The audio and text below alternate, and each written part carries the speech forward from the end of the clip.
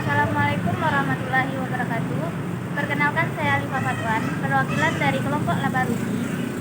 Di sini kami akan mempresentasikan kemajuan pelaksanaan praktikum laporan keuangan UKM yang kami tempati. Sebelumnya, izinkan saya memperkenalkan diri. Saya Alifa Fatwan dengan NIM 2200522065 dan rekan saya Lahila Cahaya Putri dengan NIM 2200522063. Saya Riri Noveli dengan NIM 2200522083. Baiklah, pada hari ini kami akan mempresentasikan kemajuan dari pelaksanaan praktikum pelaporan keuangan di UKM yang kami tempati. Sebelum melakukan presentasi, di sini kita ada 3 pembahasan. Yang pertama, mengenai informasi umum dan sejarah UKM. Yang kedua, penjelasan mengenai laporan keuangan UKM yang berdasarkan SAER UKM. Yang ketiga, itu kesimpulan. Baiklah, untuk pembahasan pertama akan disampaikan oleh Lahila. Kepada Lahila, dipersilakan. Baiklah, saya akan menjelaskan mengenai informasi umum, proses bisnis dan sejarah berdirinya UKM tersebut. Nama usahanya adalah Sayur Keren, jenis usaha manufaktur. Nama pemilik Irinto Febrian, tahun berdirinya Maret 2023. Lokasi Jalan Kis Manggun Sarkoro, nomor 19, Jati Baru, Padang. Selanjutnya proses bisnis. Yang pertama adalah pembelian bahan baku kepada supplier. Setelah mendapat bahan baku yang diinginkan, bahan baku tersebut kemudian diolah atau diproduksi menjadi produk yang ingin dijual. Seperti produk lauk pauk, yang mana produk ini merupakan hasil lauk dan ternak yang sudah dibersihkan oleh tim bagian produksi. Produk yang ingin diperjualkan dipacking menggunakan styrofoam dan plastik pembungkus makanan. Untuk penjualan secara offline dan online. Untuk offline, store berada di Jati. Sedangkan pemesanan secara online bisa dilakukan dengan chat WA admin yang tertera atau melalui DM Instagram. Pemesanan online juga bisa dilakukan aplikasi Gojek dan Maxim. Pengiriman produk untuk yang memesan melalui chat WA dan DM Instagram diongkir dengan radius 3 km dan pengiriman di luar radius atau paketan khusus Kota Padang dikenai biaya ongkir 5.000. Untuk pembayaran bisa tunai dan transfer. Sejarah berdirinya Sayur Keren. Sayur Keren merupakan nama brand dari PT Sinar Garut Indonesia yang bergerak di bidang manufaktur yang memproduksi berbagai macam sayur dan lauk pauk yang siap dimasak, seperti lauk pauk ungkap yang merupakan hasil laut dan ternak yang sudah dibersihkan, dibumbui dan diungkap. Awal mula berdirinya usaha Sayur Keren ini dimulai ketika pandemi COVID-19 yang membuat usaha PT Sinar Garut Indonesia sebelumnya, yaitu budidaya ayam kampung unggulan, terpaksa dinonaktifkan sementara. Pada tahun 2021, perusahaan kembali eksis dengan fokus yang berbeda, yaitu sektor distribusi dan hilirisasi pangan. Sebagai langkah fondasi pertama, perusahaan mendirikan brand usaha Sayur Keren di daerah Lubuk Basung, Kabupaten Agam. Memasuki akhir tahun 2022, perusahaan memulai gerakan ekspansi bisnis ke Kota Padang. Pada Maret 2023, usaha Sayur Keren berhasil berdirikan yang sekarang beralamat di Jalan Kis Manggun Sarkoro, nomor 19, Jati Baru, Padang. Baiklah, dikembalikan kepada moderator. Terima kasih kepada Lahila. Baiklah, pembahasan selanjutnya akan dipresentasikan oleh Ririn. Kepada Ririn, dipersilakan. Baiklah, untuk pembahasan selanjutnya mengenai pencatatan laporan keuangan yang dilakukan di UKM Sayur Keren, serta saldo akun buku besar dan saldo akun yang tidak sesuai dengan SHK MKM. Untuk pencatatan yang dilakukan di Sayur Keren yaitu berupa transaksi harian seperti penjualan atau pendapatan, pembelian dan pengeluaran. Dan untuk laporan keuangan tahunan ada berupa neraca dan laporan laba rugi. Selanjutnya data akun saldo buku besar beserta saldonya yang ada pada UKM Sayur Keren. Yang pertama, aktiva lancar, yaitu kas di tangan sebesar 5 juta di debit, kas di bank 33.839.000, peralatan 15.500.000, untuk perlengkapan 1.066.000, persediaan bahan pokok 2.250.000, persediaan sayur mayur 1.600.000,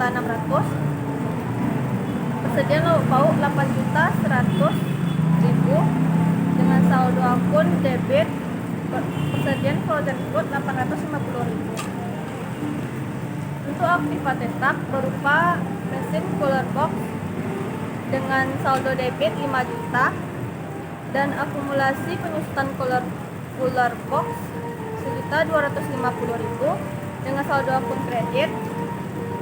Selanjutnya mesin kulkas showcase 1 pintu dengan saldo 3.500.000. Akumulasi penyusutan kulkas 1 pintu dengan saldo kredit 500.000. Mesin kulkas showcase 2 pintu dengan saldo debit 5 juta dan akumulasi penyusutan kulkas showcase 2 pintu dengan saldo kredit 1 juta. Saldo akun peralatan di debit 3 juta, akumulasi penyusutan peralatan kredit 600.000. Untuk akun aktiva tak benda ada berupa web profil dengan saldo debit 10 juta, akun media sosial TikTok dengan saldo debit 8 juta, akun media sosial Instagram dengan saldo debit 6 juta. Selanjutnya akun utang, yaitu utang bank 13 juta di debit, utang lain-lain 50.000. Untuk akun modal ada berupa modal pemilik 30 juta dengan saldo kredit, prive pemilik saldo debit 2 juta, modal awal saldo kredit 93 juta. Untuk saldo akun pendapatan ada berupa pendapatan penjualan dengan saldo kredit 23.147.000 dan akun pembelian 15.346.000. Selanjutnya akun-akun biaya operasional.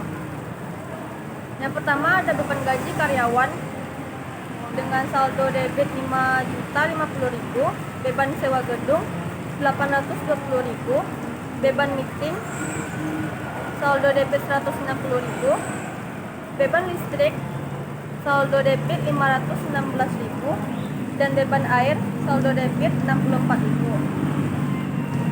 Beban internet atau wifi sebesar 150.000 di saldo debit. Biaya tunjangan makanan sebesar 1.793.000.